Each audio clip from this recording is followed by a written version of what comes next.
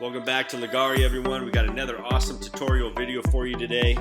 From now on, every video that we post, every time it hits 50,000 views, we're going to be giving away an epoxy sample kit for you to try out. All you have to do to enter for that is to comment below, subscribe, and share our videos. Thanks for watching. A cool way to make it to where you don't have to throw away your roller trays is putting a garbage bag over your roller tray. And once you pour the material in there, come get a close-up of this. This is awesome, because when I'm done, I'm going to pull this bag out, throw it away, and we're going to have a clean roller tray. Now I don't have to buy a roller tray on every single job. And that's mainly for contractors that are doing this stuff every other day. But all you're doing, dip and roll. You guys have seen us do this 100 times, but it's always good to just show some short clips of it. So we'll just show you guys a little bit. Just dip and roll. Always start in the middle of the floor and push your material out to your edges. You're always going to have the most material on your roller right after you dip it in the primer. And you can see I just do edge to edge. Sometimes you don't have that luxury when you're doing big projects. You'll have to have a start and stop point.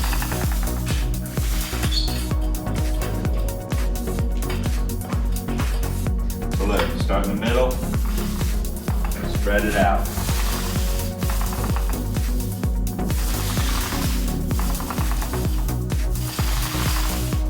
Because what'll happen is if you dip your roller, and say you start right here, well, it's going to be really hard to get material way over here without keeping it thick right there. So it's always good to, with anything, even painting your house, painting your walls of your house, always, once you dip, start in the middle of the project, go wall to wall or edge to edge.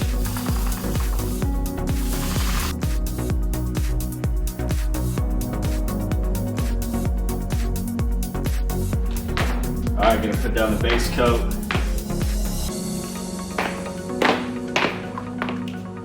Got the black base coat.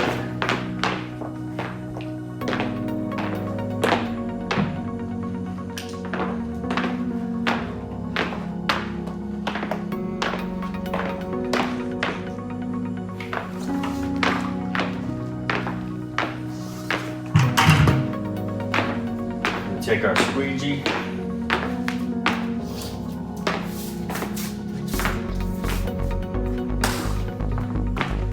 Start spreading it out.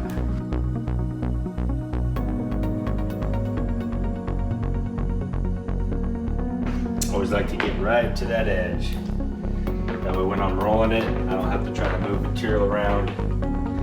All the roller's doing is just gliding over the surface and help even out any thicker spots we might get.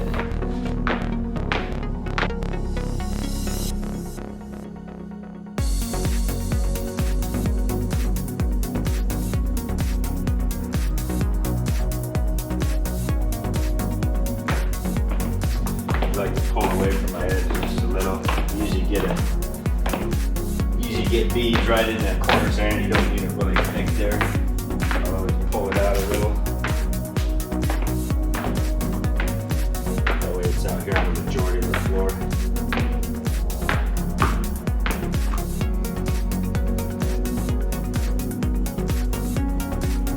Alright, now I'll take the roller.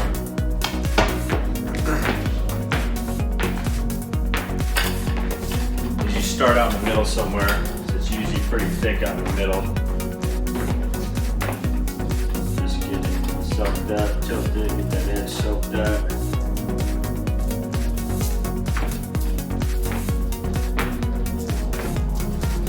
Go wall to wall.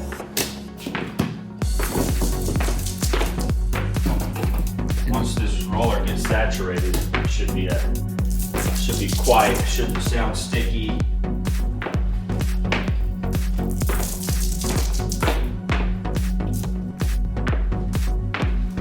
Need a little bit up over here, so I'm going to push some.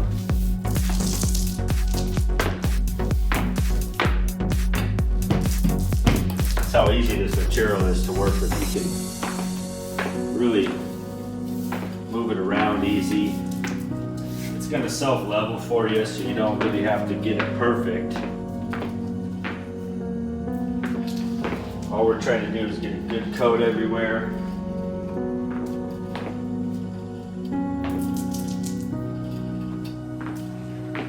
The whole idea is just to hear a quiet roller. The roller shouldn't really be making sounds.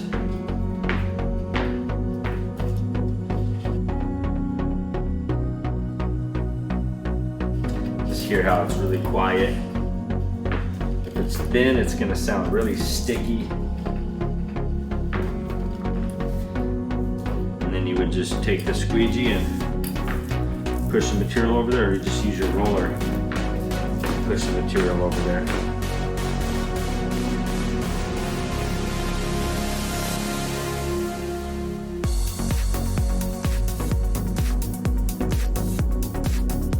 That's it. Get it rolled out as even as you can. Product's gonna do the rest of the work. I always rub my squeegee off on the bucket. And you always want a good open spot to step out on.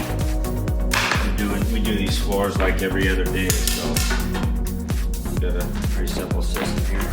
Now, we don't recommend mixing up your highlights like we do. We know what we're doing. It's a small floor.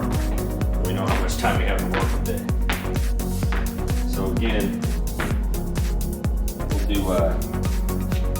we're gonna do puddles on this one. Now this is a black base. This is titanium highlights. There's not a lot different. There's definitely a different hue to them. It'll create a cool look. We're going to add a really bright yellow. It's going to look awesome.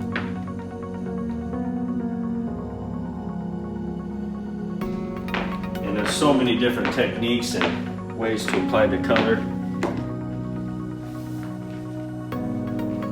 We just show you the simplest ones. I mean, anyone can pour out puddles everywhere.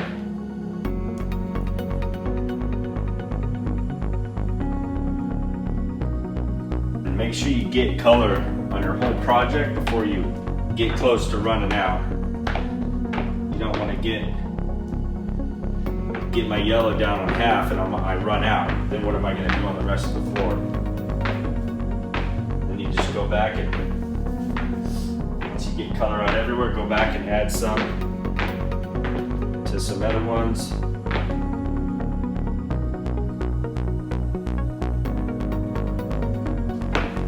And then now the easy part, you just swirl everything together. It's all actually really easy.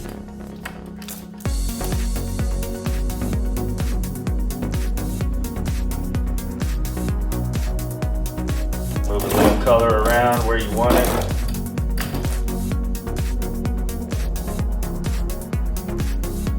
See how the colors kind of get muted out once you swirl it. Those will come back, the roller lines will go away.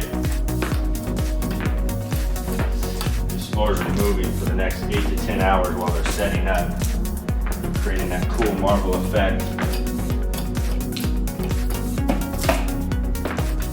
So right on my edge there.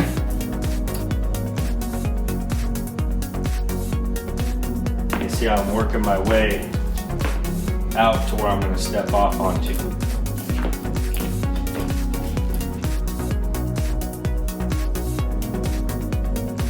Guys, notice how I got color right up to all my edges. You don't want to get the floor done and have a 2 or 3 inch strip all around the edge where there's just black because you didn't add your highlights to the edge.